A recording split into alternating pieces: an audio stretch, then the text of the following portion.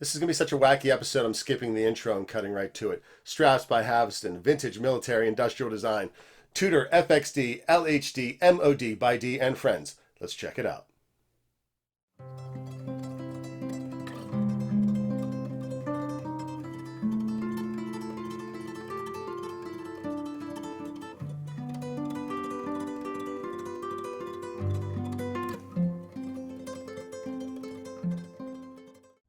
Welcome to this episode of Hobby of Ours. I'm your humble host D, and I have quite a spectacular episode to unveil today, one I've been overjoyed about for a couple weeks now. I do not know how I kept a lid on it. Do me a favor, hit the subscribe button, the like button, drop me a comment. I will always reply to you.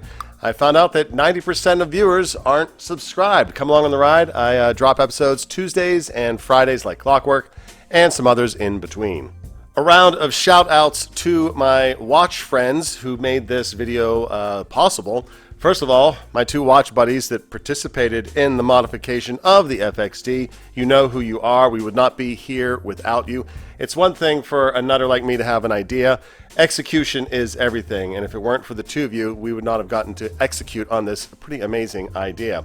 Second of all, I want to say thanks to Scott at Watchistry, the author of the Marine Nationale book. This is a fabulous book. This happens to be the fully hardcover version of the book. Link in the description to his work below.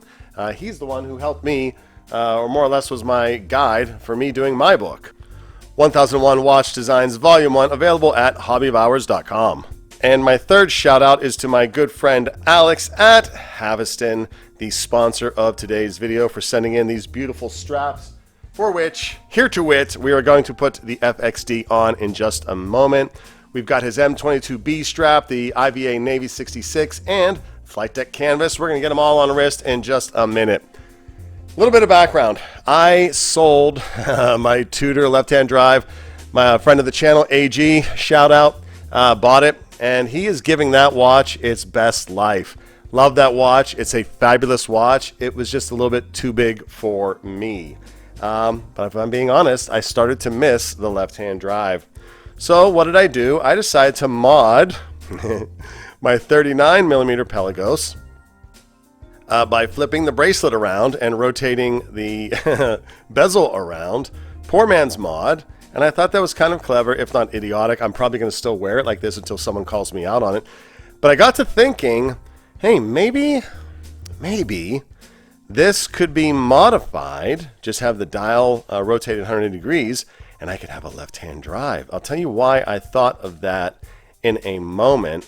But turns out when they looked at it, so on a dial there are two footers. And those feet go down through the movement, are secured through the back. That's what keeps it stationary into the movement in the watch. Now, if the footers go through the movement in a mirrored-like fashion, then a simple 180 degrees would result in a reorientation that would be just perfect. Could not do it with this watch.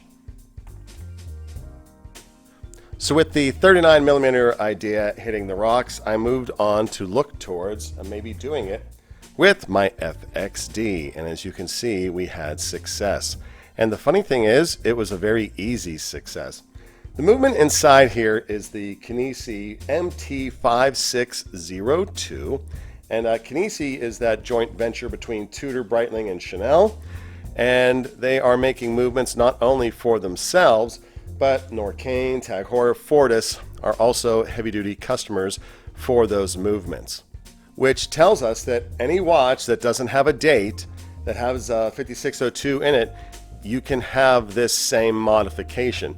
Now, the only thing that you need to do is have your watchmaker use a Rolex Sea Dweller case back opener, because you know it's got those ridges, and so that's the tool die that they would use to open it.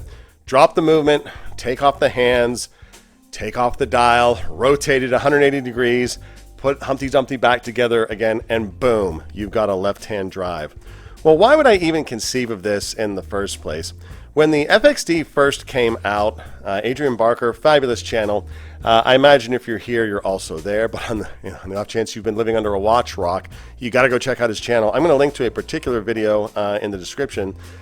He was covering the Tudor, and he had some snippets in there of the Marine Nationale. The difference between the retail version and the military version is, one, you get to choose which side the crown is on. The text on the dial, everyone comments on the text on the dial. The military version has less text on the dial to make the dial cleaner. Which stuck in the back of my head, okay, how is Tudor doing that? Chances are they're either making different dials for those, or they contemplated such a thing with the design architecture of the movement, and all it takes is a very simple 180-degree rotation of the dial in order to have a left-hand drive. And that was exactly the case. The watchmaker who did this for me said, D, this was a piece of cake. It looks amazing. And to show you how amazing it looks, let's get it on wrist. Ba-bam. Absolutely love it. Love it. Love it. And AG, I can't wait to see you in person, dude. I'm probably going to bring this out, and we'll have our twin left-hand drive watches side by side. Why would anyone want to do this? Well, first of all, my watch, my fun. And I like that the crown doesn't dig into the wrist. Not that that was a problem, but I'm just making up excuses. The reality is, this is a great, easy mod that you can do. And there are several different ways that you can do it, should you choose to go this route. And we need to get our hands into it as to which way you want to go, which route, and some of the perils that you may face in doing this at all. Before I switch straps, Alex, this M22B strap is absolute perfection, and your strap hardware just so happens to be a great match for the titanium case. Gosh, just beautiful. Thank you, sir. Thank you so much. With this gray, two-tone gray with the blue. This is probably my favorite strap for this watch. Let's get the others on real quick and see what they look like. Ba-bam. This is the flight deck canvas strap, and even though it's canvas, I dare say it dresses up the piece a bit. The fun thing about Alex's gear, it's the vintage military industrial design, borrowing on design principles from past military design aesthetics and bringing them into the modern, bringing them into the future, and improving them. Yeah, I gotta say, this is it's canvas, but it makes the FXD look fancy. And FXD, of course, stands for fixed, meaning the fixed lugs. So single pass straps need only apply. And our third babam for the day, third strap, the Navy 6.6, the IBA.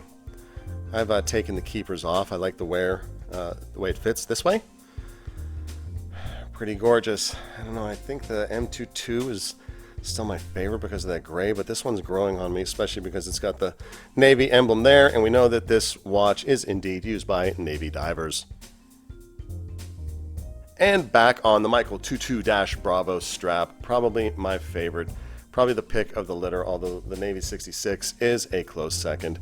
In a rare bit of a studio switchy, let's go into the studio itself and talk face to face, sincerely, about some of the implications of doing this mod. It's a cool idea, but should you do it? Do I regret doing it? Absolutely, unequivocally, I do not. I love it. I'm also not looking to sell it. This is my FXD, and all the more special now that it is a left-hand drive. And it's the FXD LHD MOD by D. So basically 4 Ds. But let's get into it. The very first thought someone is going to have is, oh D, you're avoiding your warranty. Well, not entirely, and based on a number of factors. It depends on who does the mod, and then second, who do you take the watch to if it needs a service after you've done the mod. I can regulate a watch, I can tinker, do little things, but I found out the hard way that I'm not good at dropping a movement, let alone taking hands off. So my advice is, do not do this yourself. Even if you're a little bit experienced in making Seiko mods. This is a MT560T Kinesi movement.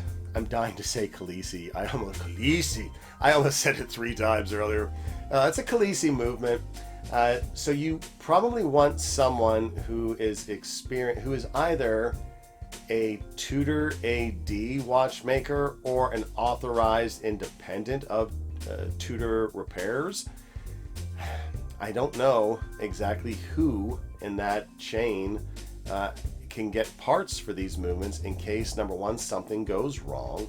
But more importantly and more directly, whoever does this mod for you should also be the person you take the watch to for a service in warranty or out of warranty.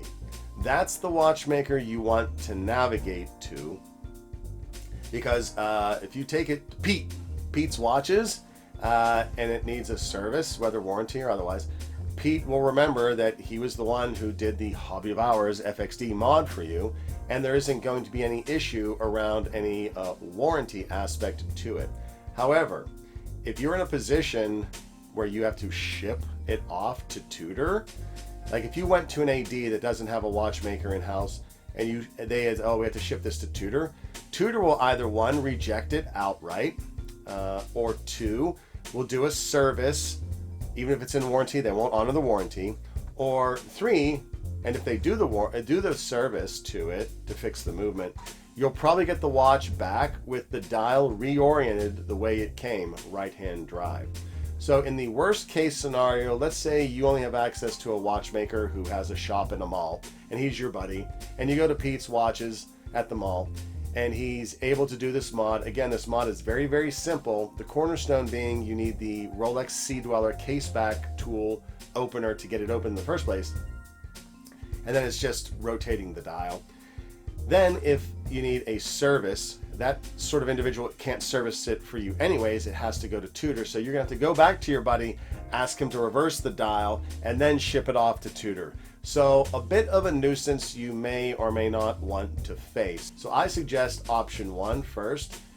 If you want this mod, take it to someone who is Tudor certified that you have a relationship with, because if you just said this to some stranger, they're probably not going to play ball with you, depending on how charming you are. So that's my advice on this one.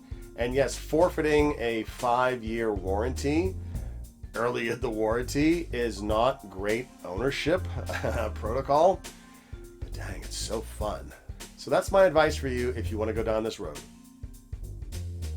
I forgot to mention during the tabletop portion of the video when we were hitting the deck that the actual military version of this watch turns up from time to time.